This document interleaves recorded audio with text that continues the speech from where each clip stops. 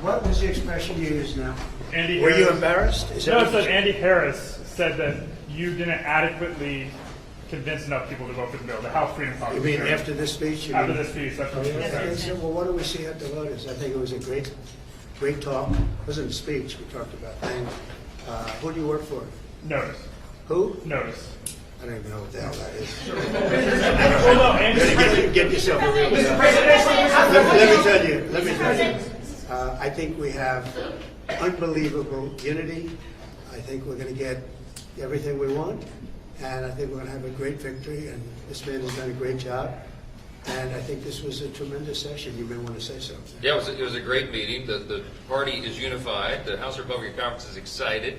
Multiple standing ovations. They love this president. The people back home love what he's doing. It's historic, and everybody understands the scope and the meaning of this. If we do not accomplish this mission, every one of you, all the American people are going to have the highest tax increase that you've ever had. And among the debt ceiling cliff that's approaching and all the other problems, this is the bill to do it. I think we're going to get it done, Mr. President. The Democrats want to raise your taxes. If this doesn't work, if this doesn't get the numbers that the Republicans want, and I think it does, I think it's all Republican vote, the Democrats are going to be raising your taxes by 68%. And they will not do the, we're going to have an 85% cut in drug costs.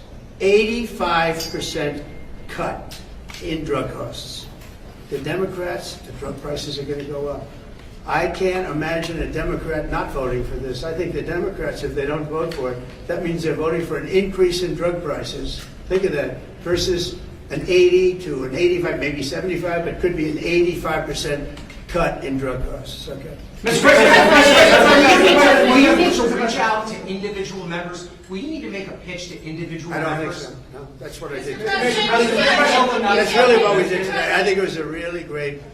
That was a meeting of love. Let me tell you, that was love in that room. There was no shouting. I think it was a meeting of love. There were a couple of things that we talked about specifically where some people felt a little bit one way or the other, not a big deal. And I covered them. It wasn't so much a speech. I covered certain points. And I think there was, I'd be very surprised. You told them you were losing patience. Are you losing patience? No, I didn't tell. Who told you I said I'm losing? That's what we heard inside the room. You But didn't it's a say lie. you Wait a were minute. losing Wait. patience? Who's told you that? What we heard from people inside the room. Oh, That's really? the message. It's totally true. I never used the term. I didn't say losing. I didn't even talk about it. In fact, it's the opposite. I think we're going to get it done. I'm not losing patience. We're ahead of schedule. Anybody that told you that is a liar. Wait a minute. I never mentioned the word losing patience because I'm not losing patience. We're ahead of That's schedule. why I asked you, sir. I want to get Well, clear. why don't you go back to your source and tell them they're liars if the source even exists? It still passes the House. Yeah. Senators are already talking about making a number of changes over Sure. their chamber. Always Is have. that okay? Yeah. Or do you want them to swallow Yeah, this bill? in some cases they have things that I like even better. No, it always happens. There'll be some changes. Mr. President. John Thune and Mike have been very closely aligned on this. They've been moving it up together. Apparently you said don't F with Medicaid. Apparently you did say in the room. There is some concern among some Republicans, including Senator Josh Hawley, that this could impact benefits and there could be amount to a hidden tax on the I didn't say. Here's what I said. I'm wondering if you're. Here's what I said. What do you want to say? Those members were I worried about said blowback waste, for supporting this bill. fraud, and abuse for Medicaid. If you find waste or fraud or abuse, we want to strengthen Medicaid. We want to strengthen Medicare. Waste, fraud, and abuse. The Democrats will let illegals be on. They'll destroy it. It will be destroyed. They want to have illegal immigrants be on. And if you do that, because that's not, it wasn't designed for that.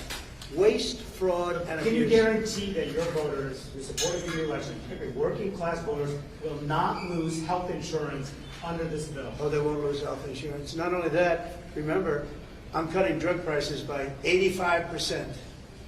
And right now, I'm saving it. I'm saving the whole thing because I did something that nobody was willing to do. Other countries pay a tiny fraction what we do. And I instituted favored nations. We're now going to pay the lowest in the world. We're going to be the equivalent of the lowest country in the world.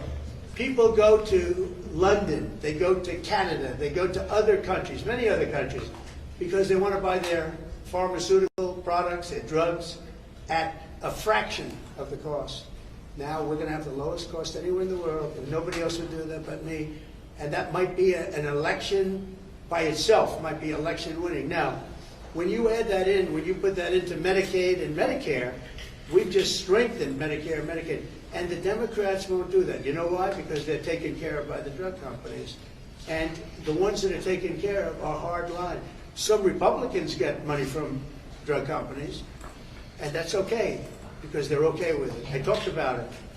The drug companies take care of everybody. It's the biggest lobby, most powerful lobby in the world. There's no lobby like that. But the Republicans are okay with it. Not only okay with it, they love it. It was time. So we're going to cut drug prices from 75 to 85, in some cases even more than that. You know, I was telling the story that, and some of you were at that news conference. I gave a news conference where I was the first one in 18 years to cut drug costs for the year. And they were like a quarter of a point to half a point less. And I was very proud of that. Now I'm cutting them by 80, 85%, because I stopped the scam. This was a scam between the middlemen and the drug companies. This was a giant scam. And by the way, and other countries, because other countries fought for this. This was a giant scam, and we're not going to have it. So remember this. Go back and tell your people, if you'd like to, that the Republican Party is cutting the cost of drugs by as much as 85%. Not 8%, not 5%, not 1%, 85%. And you're going to have the lowest drug prices anywhere in the world, because I'm doing favored nations. And it's all done. I signed it. And the Democrats will unsign it, and the drug prices are going to go up. And I think on that issue alone, you can't lose an election. Mr. President, say that your DOJ is weaponizing with the arrest of a congresswoman, Democratic congresswoman. Oh, give me a break. Did you see her? She was out of control. Did you address You know, those days are over. Did The you days tell them of to do woke. that? The days of woke. No, I didn't. The days of woke are over. That woman, I have no idea who she is. That woman was out of control. She was shoving federal agents. She was out of control. The days of that crap are over in this country. We're going to have law and order. Mr. President, thank you very much. You campaigned on lowering the price of groceries. How do you justify cutting food assistance in this bill? Let me just tell you, the cut is going to give everybody much more food, because prices are coming way down. Groceries are down. Eggs. You told me about eggs. You asked me a question about eggs my first week. You said eggs. I said, I just got here. Tell me about eggs. And it was going through the roof. You know that eggs now are way down. Everybody's buying eggs. Groceries down. Energy's down. Gasoline is now they're buying gasoline now for $1.99. If you look back, you'll see $3.50, $4. This country, we're going to lose this country. Our country now is respected all over the world. All over the world we're respected. We were a laughingstock. The entire world we were a laughingstock. I went to the Middle East, and those rulers of those three countries are very powerful people, very big people, very rich people.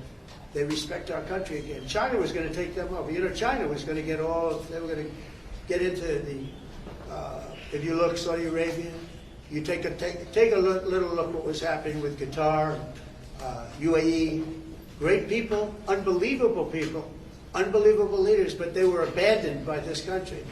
And they're not going to China anymore. They love us, we love them. We're going to take care of them, and they're going to take care of us. We came back with $5.1 trillion. Trillion. Every other president would have come back having spent $5.1 trillion as usual.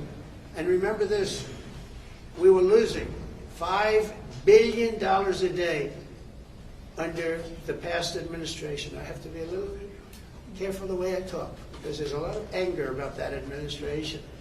And by the way, the real question, who ran the auto pen? Okay, who ran the auto pen? Because the things that were signed illegally, in my opinion. I think we've just proved that. But our country is respected again. All over the world we're respected. We were laughed at 7 months ago. Then you had November 5th, and our country is respected again. What was your message to lawmakers? We just had it was really a meeting of unity. We had tremendous unity. There's a lot of love in the room. I think we're going to have a big victory. Mr. President, will you impose new sanctions? Don't support this. I think anybody that didn't support it as a Republican, I would consider to be a fool. It's a great bill. it's a great bill for America, more importantly. Mr. President, will you impose new sanctions on Russia? How involved are you going to be in terms of whipping up the vote? Are you going to be calling them? I think we're in good shape. I don't know, I can't tell you that, but this was a meeting of love. There's great unity in that room, and it's the biggest tax cut in American history. And if it doesn't pass, everybody's going to get a 68% tax increase. I don't know how you beat that. Also, one other thing, you're going to get an 85% reduction in drugs. 85% reduction, not 1/4%, not an increase. The Democrats, you're going to pay 25% more for drugs. With me, because of what I've instituted, favored nations, the people of America, it's about time, going to get an 85% reduction. They're going to be paying the lowest price in the world. How important is this for your agenda? You've been able to do a lot through executive action. How important is it to have this piece of legislation for your agenda and your legacy? It's very important. It's important for the country. It's not important for me, it's important for the country. This is the greatest bill that will ever, I think it's the most important bill this country just about has ever done in terms of size and scope. That's why we call it the great, big, beautiful deal. I mean, it really is. The bill is, I think it's going to be one of the most important. It's the biggest tax reduction in history, biggest regulation reduction in history. Incredible for Medicaid, for Medicare. The only thing, we're going to leave it exactly as it was, other than for obviously waste, fraud, and abuse. We're strengthening it. We're going to make these things even stronger. The Democrats are going to destroy Medicare, Medicaid, and Social Security. And we're going to keep them, but even make them stronger. Will you impose new sanctions on Russia? Will Say you it? impose new sanctions on Russia like the EU is? Well, we're looking at a lot of things, but we'll see. I had a very good talk yesterday with President Putin. We'll see how that comes out. They're talking right now. We'll see how. Are you going to President and Pope Leo? Say it? What about Pope Leo? Why the Vatican, sir, for the negotiation? Why you suggested that? No, Pope Leo suggested it, and if he'd like to have the talks at the Vatican, I can't think of a better place. I like it. This is a pretty good place too, come to think Do you of like it. this American Pope? But I think I like him. Yeah, I like the Pope, and I like the Pope's brother. You know, one of the Pope's brothers, actually both of them, but one in particular is a major MAGA fan. Did you know that? He lives in Florida. He's got MAGA, he's got Trump, and I look forward to getting him to the White House. I want to shake his hand. I want to give him a big hug. Thank you very much, everybody. Thank you.